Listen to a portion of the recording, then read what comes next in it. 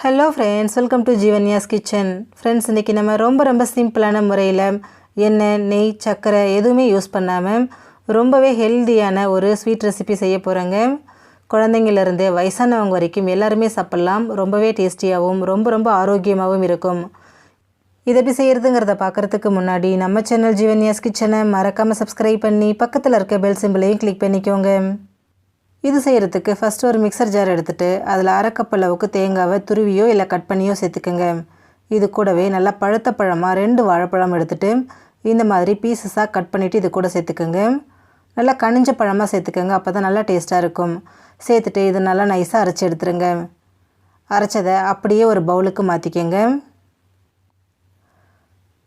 இது கூடவே வாசனைக்காக 1/4 டீஸ்பூன் ஏலக்காய் பவுடர், 1 கப் அளவுக்கு ரவை சேர்த்துக்கோங்க. வறுத்த ரவை, வறுக்காத ரவை எது வேணாலும் சேர்த்துக்கலாம்.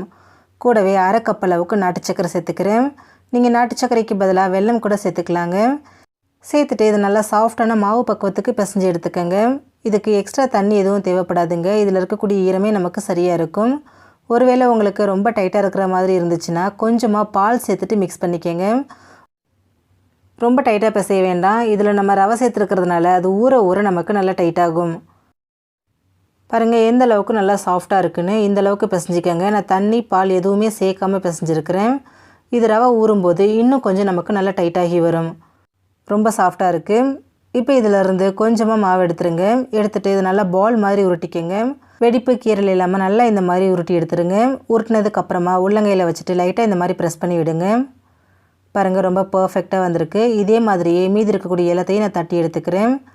ஷேப்பு, சைஸ் ரெண்டுமே உங்களோட விருப்பம்தான். உங்களுக்கு பிடிச்ச ஷேப்பில் பிடிச்ச சைஸுக்கு நீங்கள் இதை ரெடி பண்ணி எடுத்துக்கலாங்க. நான் இன்றைக்கி சிம்பிளாக செய்கிறதுனால வடை ஷேப்புக்கு இதை தட்டி எடுத்துக்கிறேன். பாருங்கள் தட்டியாச்சு. இப்போ ஒரு பிளேட்டில் வாழை இலை வச்சுருக்கிறேன். அதில் நம்ம ரெடி பண்ணி வச்சுருக்கக்கூடிய பீசஸை இந்த மாதிரி அரேஞ்ச் பண்ணிக்கோங்க. ஒன்று மேலே ஒன்றே வச்சுக்கலாங்க. ஒன்றோட ஒன்று ஒட்டாது, நமக்கு ரொம்ப சாஃப்டாக கிடைக்கும். பாருங்கள் எடுத்துருக்கக்கூடிய எல்லா மாவையும் நான் இந்த மாதிரி பிளேட்டில் அரேஞ்ச் பண்ணிக்கிறேன். இப்போ இதை ஸ்டீம் பண்ணுறதுக்காக ஸ்டவ்வில் கடாய் வச்சு தண்ணி வச்சுருக்கேன். இப்போ இந்த பிளேட்டை அதில் வச்சுருங்க. வச்சுட்டு இதை மூடி போட்டுருங்க. மூடி போட்டுட்டு மீடியம் ஃப்ளேம்லேயே ஒரு 10 நிமிஷத்துக்கு இதை வேக விட்டுருங்க. 10 நிமிஷம் போல் ஆயிருக்கு. பாருங்கள் நம்ம சேர்த்த ஸ்நாக்ஸ் எல்லாமே நல்லா வெந்து வந்திருக்கு. எவ்வளோ சாஃப்டாக இருக்குதுன்னு பாருங்கள். இப்போ இதை சர்வ் பண்ணிக்கலாம். ரொம்ப சிம்பிளான ரெசிபிங்க. ரொம்பவே சாஃப்டாகவும் ரொம்ப ஹெல்த்தியாகவும் இருக்கும். ஃப்ரெண்ட்ஸ், நீங்களும் இந்த ரெசிபியை ட்ரை பண்ணி பாருங்கள். இந்த வீடியோ உங்களுக்கு பிடிச்சிருந்தா லைக் பண்ணுங்கள், ஷேர் பண்ணுங்கள், கமெண்ட் பண்ணுங்கள். ஜீவன்யாஸ் கிச்சனை சப்ஸ்கிரைப் பண்ணி பக்கத்தில் இருக்க பெல் சிம்பிளையும் கிளிக் பண்ணிக்கோங்க.